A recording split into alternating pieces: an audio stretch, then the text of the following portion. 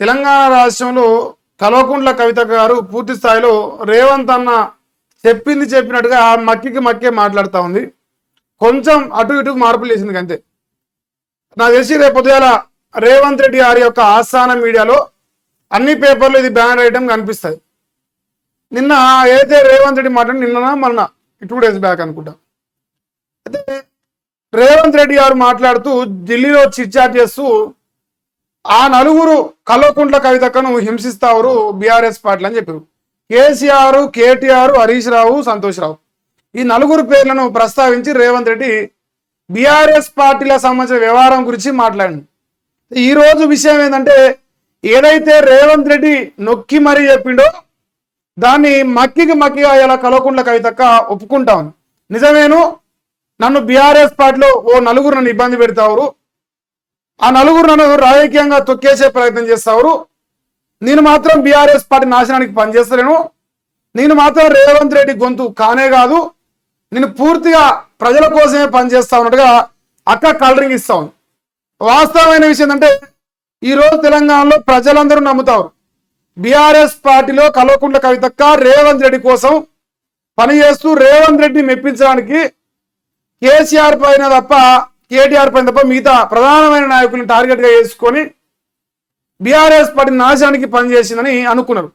అయితే కేసీఆర్ బిడ్డ కదా అని చెప్పేసి 4 రోజులు ఓపిక పట్టి చూసింది, ఇకనైనా మారుతామేమని. ఇక కూడా మార్పు రాకపోతే సస్పెండ్ చేసి ఎలగొట్టినాక ఇలా పూర్తి స్థాయిగా స్వేచ్ఛ వచ్చింది. ఏదైనా ఆరోపణ చేయొచ్చు బీఆర్ఎస్ పార్టీ పైన, బీఆర్ఎస్ పార్టీ నాయకుల పైన అని చెప్పేసి అక్క సంపూర్ణంగా డిసైడ్ అయిపోయింది. మరి రేవంత్ అన్న మాట్లాడిన మాటలను ఇలా సై అంటా ఉంది. ఒకసారి వార్త చూసే ప్రయత్నం చేద్దాం. టైటిల్ ఏమని పెట్టినంటే, అవును నన్ను ఆ నలుగురు టార్గెట్ చేసిర్రు అని చెప్పేసి మన కవితక్క గారు అంటారు. ఏమైనా రేవంత్ కోసమే పనిచేసే ఈ వెలుగు సంతోషం అవుతా ఉంది. అరే కేసీఆర్ బదనాం చేయగలుగుతున్నాం, కేసీఆర్ విద్య ఇలా మనకు పావైపోయింది, రేవంత్ వదిలిన బాణం కవితక్క అనే విషయం తేలిపోతా ఉంది. చూడరా, అవును ఆ నలుగురే నన్ను టార్గెట్ చేసిండ్రు, సీఎం ఏమన్నారు నాకు తెలియదు, అసలు తెలియదు.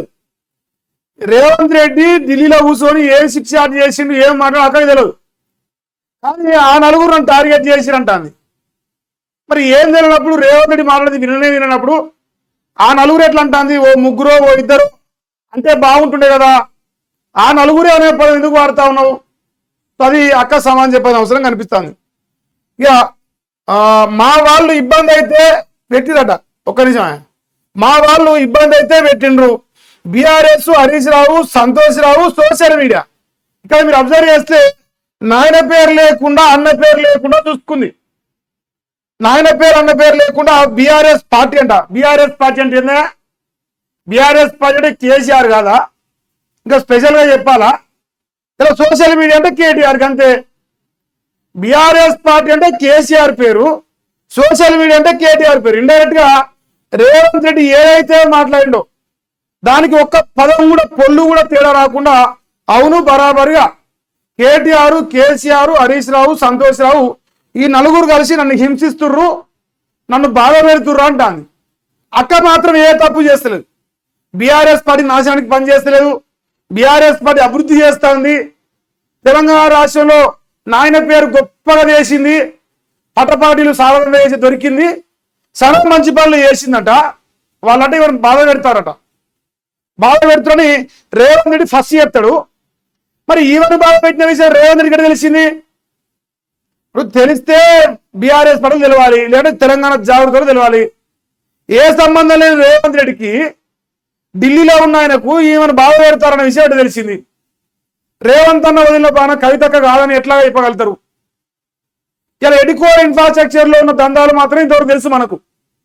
ఎడికోర్ ఇన్ఫ్రాస్ట్రక్చర్ దాటిపోయి ఇలా రాజకీయ సంబంధాలు, వ్యాపార సంబంధాలు మాత్రమే కాదు రాజకీయ సంబంధాలు ఉన్నాయని ఈ రోజుతో తేడతెల్లం అయిపోయింది.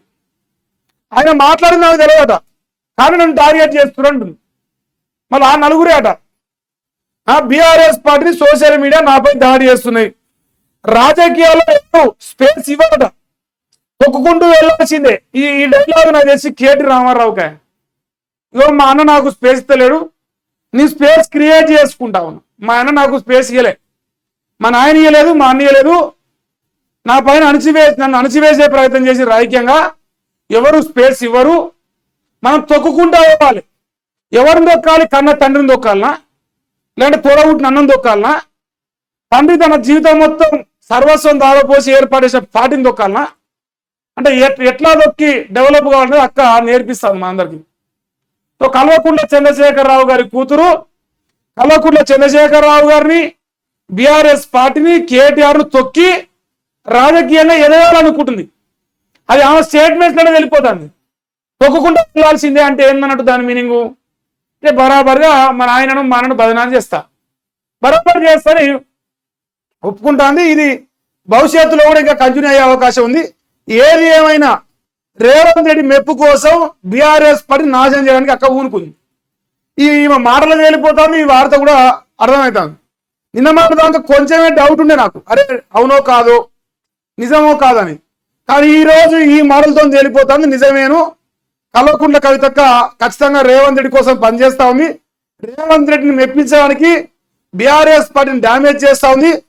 రోజు రోజుకు బీఆర్ఎస్ పార్టీ పైన తను నచ్చిన వ్యాఖ్యలు చేస్తాం.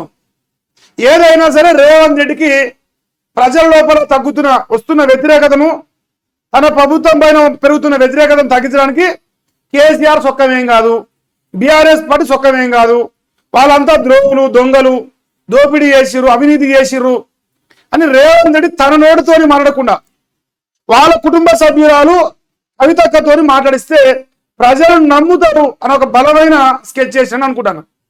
దీనితోని ప్రజల్లో అరే కన్న కూతురే చెప్తాను రా భయ్, కూతురు చెప్తే అబద్ధం చెప్తా, అరే రేవంత్ రెడ్డి అబద్ధం చెప్తాడు, కూతురు ఎట్లా అబద్ధం చెప్తుంది అని ప్రజలు అనుకోవాలి. అనుకొని తద్వారా కేసీఆర్ పైన, బీఆర్ఎస్ పార్టీ పైన కోపం తెచ్చుకొని మన అమరాబాద్ పులి పొడుస్తాడు, పీక్తాడు అని చెప్పేసి ప్రజలందరూ నమ్మి ఓటేయాలి. ఇదంతా ఎందుకు ఈ డైవర్షన్ అంటే రేపు జూబ్లీహిల్స్ లో స్థానిక ఎలక్షన్ ఏమంటారు, జూబ్లీహిల్స్ బైపోతున్నది, ఆడ కాంగ్రెస్ పార్టీ ఓడిపోయే అవకాశం కనిపిస్తా ఉంది. ఈ పార్టీ మారిన 10 మంది ఎమ్మెల్యేలు ఉండగా అందులో ఒక్కనా కూడా గెలిచే పరిస్థితి లేదు. సో ఇట్లా ఏడికైనా ఓటమే కనిపిస్తా ఉంది. స్థానిక ఎన్నికల ఓటు ధైర్యం లేదు అని ఏడికైనా కేసీఆర్ కేసీఆర్ కేసీఆర్ అని ప్రజలు జపం చేస్తారు. మరి ఇటువంటి సందర్భంలో నేను ఏమైనా కానీ అయితే ఉంటే ఉండని, పోతే పోనీ, కానీ నేనైతే కన్న తండ్రిని బదనాం చేస్తా. రేవంత్ రెడ్డి సంతోషపడితే నాకు ఓ ఎమ్మెల్యేనో, ఓ ఎమ్మెల్సీనో, ఓ ఎంపీనో, లేదంటే మినిస్టరో, ఇంకా ఏదన్నీ అని అంతా ఆయన పుణ్యం. నేను చేసే పని నేను చేస్తా. సొంత అంటారా పార్టీని నాశనం చేయడానికి నేను పూనుకుంటా. తద్వారా నాకు రాజకీయ భవిష్యత్తు కల్పిస్తాడు రేవంత్ రెడ్డి అని ఒక భ్రమలో పత్తాను అక్క. సో అక్క నేనేమంటానంటే, మన అమరాబాద్ పులి మరలు పట్టుకొని మేము ఓటేసినాం, ఇవన్నీ ఇస్తా అని చెప్తే ఏది కూడా మా అందరికి వీకిత్తలేడు. సో అందుకే అక్కకి ఏం చేద్దంటే, అయితే అన్నను నమ్ముకో, లేదంటే నాయనని నమ్ముకో, కానీ మా అన్నను నమ్ముకో, మా రేవంత్ అని నమ్ముకునే మాత్రం నీ పని అవుతుంది. రాజకీయం ఇంగితో భూస్థాపితం అవుతావు నువ్వు. చివరకు నువ్వు మైలేజ్ వచ్చుడు, నువ్వు పెద్దవాడు, ఇంకా నువ్వు బాగుపడు దేవుడేరు, కానీ ఆగం అయిపోతే చాలు. ఆగమయ్యే అవకాశం ఎక్కువ ఉన్నది నీకైతే. కొత్త పార్టీపై ఇంకా నిర్ణయం తీసుకోలే ఎమ్మెల్సీ కవిత. ఎమ్మెల్సీ పోలేదా ఇంకా, ఇంకా తీయలేదు అంటే రేవంత్ అన్న చేతుల్లోనే ఉంది. అది కూడా స్పీకర్కు రాసింది అక్క. స్పీకర్ అంటాడు రేవంత్ రెడ్డి అంటాడు. రేవంత్ రెడ్డి ఏం చేస్తాడు, కవితక్క మాట కాను. సో కవితక్క ఎమ్మెల్సీ పదవి పోకుండా కాపాడుతున్నా కూడా రేవంత్ రెడ్డి. రేవంత్ రెడ్డే కవితక్కతో మాట్లాడిస్తాడు, రేవంత్ రెడ్డే స్పీకర్ తోని ఇచ్చేదని చెప్తాడు. మళ్ళీ రేవంత్ రెడ్డి కేసీఆర్ కుటుంబం పైన మాట్లాడమమ్మా, అట్లయితేనే మనకు రాజకీయ భవిష్యత్తు ఉంటుంది, ప్రజలు మొత్తం కాకరి చుమ్ముతారు మన ప్రభుత్వం పైన అని చెప్పేసి కవితక్క గారిని పూర్తి స్థాయిలో ఒక్క సెకండ్ రాజకీయంగా పూర్తి స్థాయిలో వాడుకుంటాను అక్కని.